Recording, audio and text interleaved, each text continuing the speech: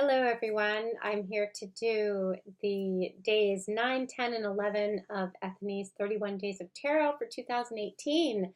I am going to be traveling for the next week. I'm checking out a prospective city to live in, and I don't know if I'm going to be able to do prompts while I'm gone. I'm not going to have very many decks with me, probably only one, maybe two. And yeah, I think I'm about to get behind, but I'm going to get these 3 days in before I go. So the first prompt, day number 9, is tarot goals for 2018. Yeah, I'm not sure exactly. I haven't spent a lot of time thinking about it because I have so many other things happening right now. This past year, I opened myself, one of my tarot goals from last year was to read for more people because I prior to that only really been reading for myself and my husband. And so I actually had done this thing where I wanted to practice doing video readings, so I offered up free readings for people on my Facebook page that I had at the time. And I had a number of people respond. It wasn't overwhelming, but maybe I did like, I don't know, less than 10 video readings for people for free. And it was a good experience in that I got a lot of confidence. I got some really fantastic responses back. Yeah, it was I would say 99% great experience actually. And then over the course of the year, I read for a number of people, friends and things like that, and other people that just asked me for readings. And I did charge a few people, mostly people that I met through acupuncture practice, and they were like, "Oh, I'd like to do that too." So that worked out well. I would have to say that continuing to do readings for free, it started to become problematic. I didn't like it. It felt good for certain people, and then in certain cases it didn't feel good, and I felt used and resentful. And I don't know, and I was being kind of wishy-washy about whether I wanted to do this as a business or not. And I don't know, the timing for me and this as a business is not, it's not now. I know that. So I'm not really sure how I'm going to continue in the future doing tarot readings.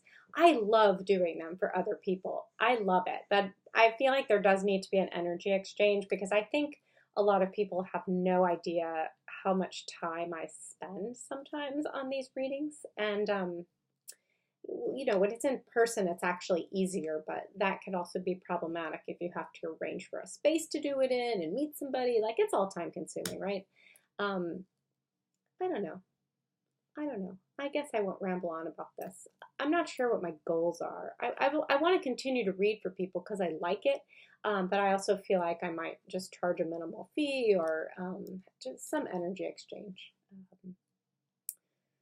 And other than that, just to keep practicing, working with the decks that I own, and yeah, just having fun with it.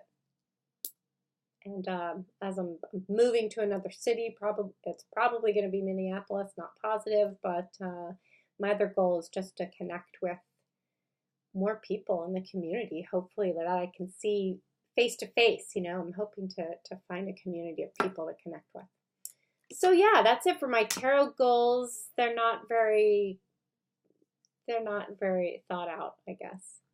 But now I'm going to move on to prompt 10, tarot decks that I want to work with in 2018. So of course, when I first read this prompt, I wanted to like grab like 10 decks. Like, I want to work with all these, but I said, whoa, calm down. Because I need to spend time with my decks. I really do. That's how I work. So I have three oracle and 3 tarot decks that I'm gonna say that I'm gonna work with in 2018. Of course, I could always change my mind about which ones they are. So the first deck that I'm gonna show, I already showed in my favorites, and that is the Tarot of the Crone. I love this deck. As I said in my other video, my favorites video, I I haven't used this much. I've used it for like special occasions, you know, very sparingly because I feel like it's pretty deep and intense. But I'd like to read with it regularly. I'd like to see what happens if I, you know, showing the same cards I showed in the other clip. Let me shuffle a little bit. Yeah, I'd like to see what happens if I do weekly reading with this or a monthly reading with this or some random pulls with this. I just want to spend more time with this deck. I want to get to know this deck. It's just a wacky deck. It's a wacky deck with a really intense energy and really, I don't know, when I pull cards and look at these images, it just takes my mind to some wild places. It opens up like some sort of portal, you know, that the other images don't open up. Yeah, it's just a fabulous deck. I love it. Tarot of the Crone. So yeah, I want to spend more time with this one. And the other deck that I want to spend more time with, this one just started calling to me a couple weeks ago, and I think I used it for one of my, I don't know, one of my spreads that I posted on Instagram, and that is the Fountain Tarot. I got this last year, and I don't know, I've had kind of mixed feelings about it.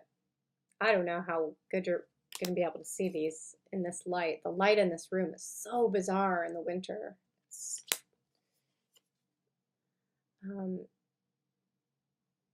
Yeah, this deck has a very masculine vibe to me, and it feels sometimes cold, a little cold, which I definitely have been into very warm, inviting decks. If you look at my Instagram feed, I think Everyday Witch, very different than this deck.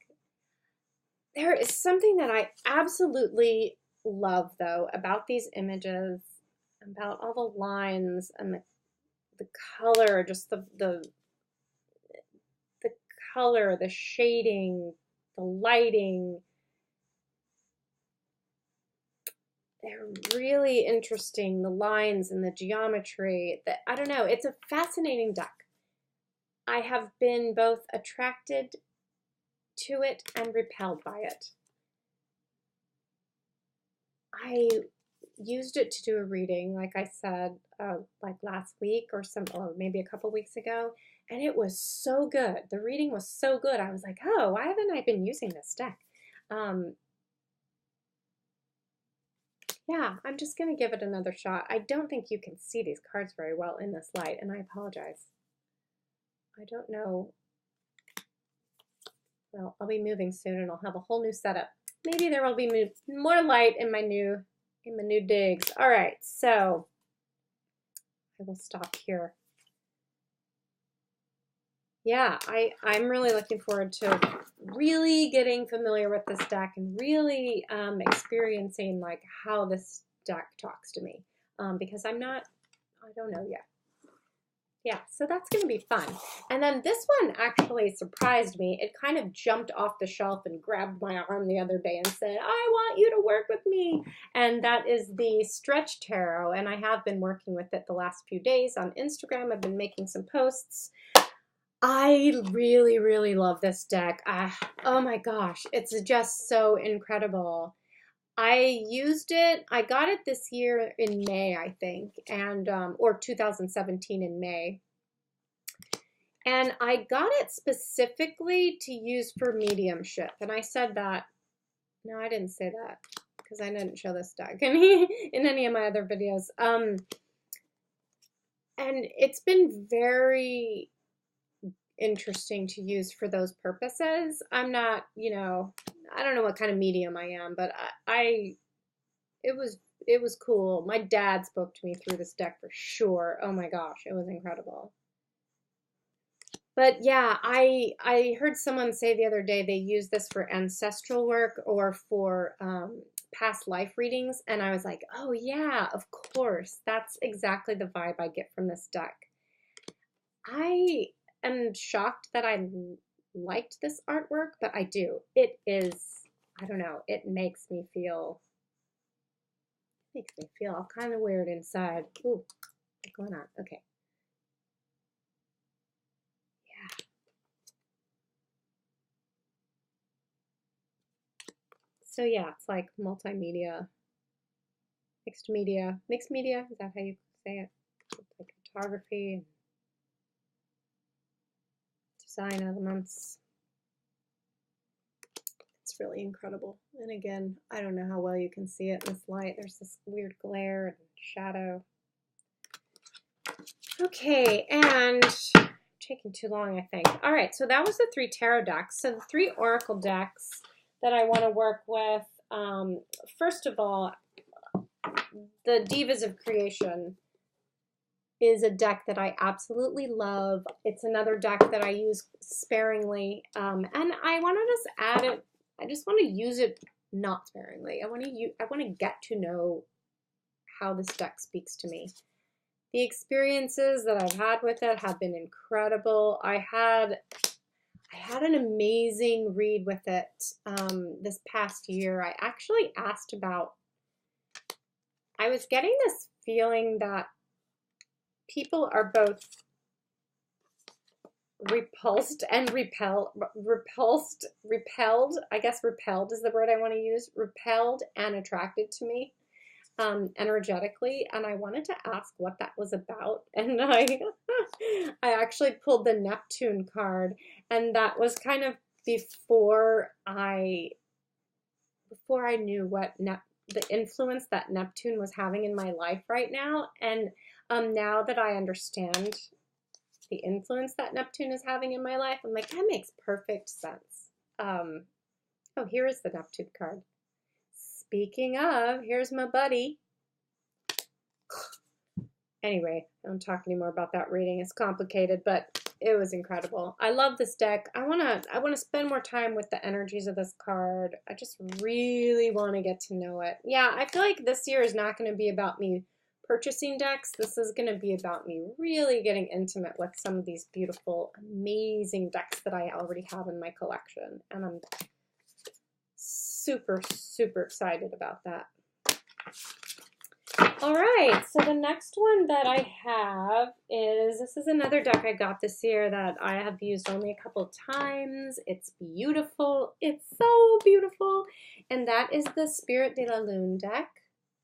I haven't said who any of these decks are by. I apologize. Yeah, sorry. Anyway, I'll put all that in the comments below. Oh yeah, I'm not going to go into how this deck is laid out or all the details of this deck, because this video is already longer than I wanted it to be, and